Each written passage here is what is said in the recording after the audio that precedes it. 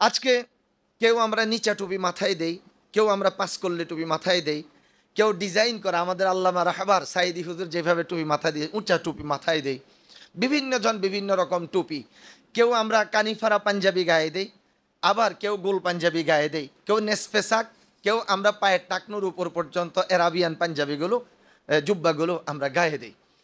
কিন্তু যখন আমাদের মৃত্যু হয়ে যাবে, আমাদের এন্তেকাল হবে, এবার আমরা যেই মাসলাকের হই না কেন, আমাদের শরীরে পরিধেয় যে বস্ত্র আছে যেরকমই হোক সব কাপড় খুলে ফেলবে, টুপি যেটা মাথায় আছে সেই টুপিটাও খুলে ফেলবে, সব শেষ।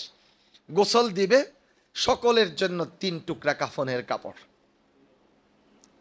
একই রকম একই রকম। কবরের মধ্যে শোয়াবে, সারা পৃথিবীর কবরের সিস্টেম প্রায় একরকম।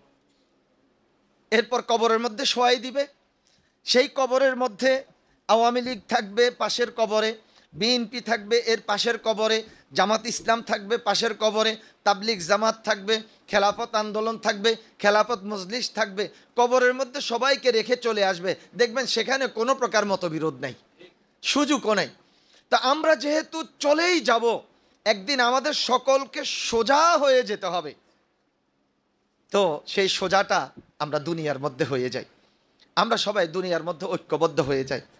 আমার মোহতারাম মুফতি ইয়াসিন আহমেদ ফারুকি ভাই যে কথাটা বলেছেন সবাইকে ঐক্যবদ্ধ হওয়ার ব্যাপারে, আমি এখান থেকে আশাবাদী, যদি আমার মোস্তাক ফয়েজি ভাই, আবু নসর আশরাফি ভাই, ইয়াসিন ফারুকি ভাই, মোল্লা নাজিম ভাই, আমাদের আব্দুল কাইয়াম মজুমদার ভাই, আমার শ্রদ্ধেয় ডক্টর হিফজুর রহমান ভাই, ওনারা যদি উদ্যোগ গ্রহণ করেন, আমার বিশ্বাস আমরা এই সিস্টেম আমরা কুমিল্লা থেকেই শুরু করতে পারবো।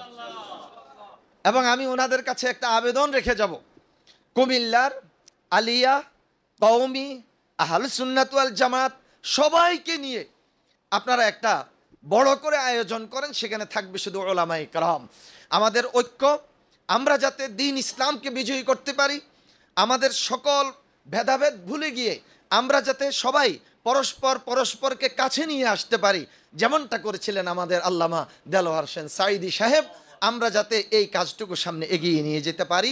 ইনশাআল্লাহ আমার কুমিল্লার দায়িত্বশীল ভাইয়েরা উদ্যোগ নিলে আমার বিশ্বাস সেটা ওনারাই পারবেন। আমার বিশ্বাসটা কোথার থেকে জন্মিছে, আমি সারা বাংলাদেশ মাজলিসুল মুফাসসিরিনের প্রোগ্রামগুলো করার জন্য, ইন্টারনাল এক্সটার্নাল প্রোগ্রাম করার জন্য সফর করি। সারা বাংলাদেশে সফর করে যেটা আমার মূল্যায়ন এবং আমাদের কেন্দ্রীয় সংগঠনের মূল্যায়ন, সেটা হচ্ছে সর্বদিক থেকে আমাদের বাংলাদেশ মাজলিসুল মুফাসসিরিনের কুমিল্লা বিভাগ সর্বদিক থেকে 1 নম্বরে এগিয়ে আছে। সেই বিভাগকে এগিয়ে নিয়ে যাওয়ার জন্য গুরুত্বপূর্ণ ভূমিকা পালন করেছেন আমাদের পীর সাহেব জনাব মোস্তাক ফয়েজি ভাই, আমাদের শ্রদ্ধেয় শেখুল হাদিস জনাব আল্লামা আবু নসর আশরাফি ভাই, আমাদের মোল্লা নাজিম উদ্দিন ভাই, ওনারা গুরুত্বপূর্ণ ভূমিকা পালন করেছেন। আর দোয়া করেছেন, বুদ্ধি পরামর্শ দিয়েছেন আমাদের ডক্টর হিফজুর রহমান ভাই, আব্দুল কাইয়ুম মজুমদার ভাই তো পিছনে সবসময় আছেনই, আল্লাহ পাক ওনাদের খেদমতকে কবুল করেন। আমি আল্লামা দেলোয়ার হোসেন সাঈদী সাহেবের একটা স্মৃতি আপনাদের সামনে তুলে ধরছি। আমরা ইঞ্জিনিয়ার্স ইনস্টিটিউটে একটা প্রোগ্রাম করছিলাম সর্বদলীয় ওলামায়ে কেরামদের, সেখানে সাঈদী সাহেব হুজুর স্টেজে বসা, স্টেজ মেনটেনের দায়িত্বটা ছিল আমার। এটা আমার যতটুকু মনে পড়ে এটা সম্ভবত 2002 সালের কথা। সাঈদী সাহেব হুজুর বসা, আমি স্টেজের পাশে দাঁড়ানো, হঠাৎ করে হুজুর দাঁড়িয়ে গেলেন। এখন হুজুর কোথায় যাবেন এটা তো দেখার দায়িত্ব আমাদের। হুজুর দাঁড়িয়ে কারোর সাথে কোনো কথা নেই, পট করে তিনি নিচে চেয়ারটাতে বসেছিলেন, সেই চেয়ারটাতে ওনাকে বসাই দিয়ে উনি আরেকটা চেয়ারে বসেছেন। তিনি কে? তিনি মরহুম মাওলানা মুফতি ফজলুল হক আমিনী রাহিমাহুল্লাহ। দেখুন সাঈদী সাহেব হুজুর কাউকে 2 রকমে দেখেননি। সাঈদী সাহেব হুজুর যখন ইন্তেকাল করেছেন, আপনারা কি বলতে পারবেন সর্বপ্রথম দোয়ার আয়োজনটা ওনার কোথায় হয়েছিল? হয়তো আপনাদের জানা নেই, আমরা তা খুব খেয়াল করেছি। সর্বপ্রথম চরমনাই দরবার শরীফে হযরত মাওলানা ফয়জুল করিম ওনার এন্তেকালের নিউজ হওয়ার সাথে সাথে সেই রাতের বেলায় ওনাদের বিশাল বড় মসজিদ, আলেম ওলামা ছাত্র সবাইকে ডেকে এনে আল্লামা সাঈদী শাহ হুজুরের উপর স্মৃতিচারণ করে তিনি দোয়া অনুষ্ঠান পরিচালনা করেছেন। তাহলে আমি বলবো আল্লামা দেলোয়ার হোসেন সাঈদী তিনি শুধু জামাত ইসলামের সম্পদ নয়, তিনি সমস্ত মুসলিম উম্মার সম্পদ। আমরা যেহেতু তাকে আমাদের রাহবার মনে করি, অতএব আমাদের প্রত্যেককেই আমরা প্রত্যেক মুসলিম উম্মার সম্পদ হিসাবে নিজেকে গড়ার জন্য চেষ্টা করতে হবে। আমরা শুধু দাওয়াত খাবো, দাওয়াত পাবো এই অপেক্ষা নয়, আমরা সমাজের বিভিন্ন কাজেও আমরা উদ্যোগ গ্রহণ করার জন্য চেষ্টা করবো ইনশাআল্লাহ। আমার বাড়ি কুমিল্লা, হয়তো আমাকে অনেক আপনারা জানেন না। কুমিল্লা হোসামিয়া একটা স্কুল আছে। এই স্কুলটা আগে হোসামিয়া মাদ্রাসা ছিল। আমাদের মরহুম আমিরে জামাত প্রফেসর গোলাম আজম সাহেব এই হোসামিয়া মাদ্রাসার ছাত্র ছিলেন। এই হোসামিয়া মাদ্রাসার শিক্ষক ছিলেন আমার দাদা মরহুম মাওলানা নজিমউদ্দিন সাহেব রহমতুল্লাহ আলাই। যখন হোসামিয়া মাদ্রাসা বন্ধ করে দিয়ে স্কুল হয়ে গেল, তখন তিনি বিজরা নাজেরিয়া সিনিয়র মাদ্রাসা প্রতিষ্ঠা করেন।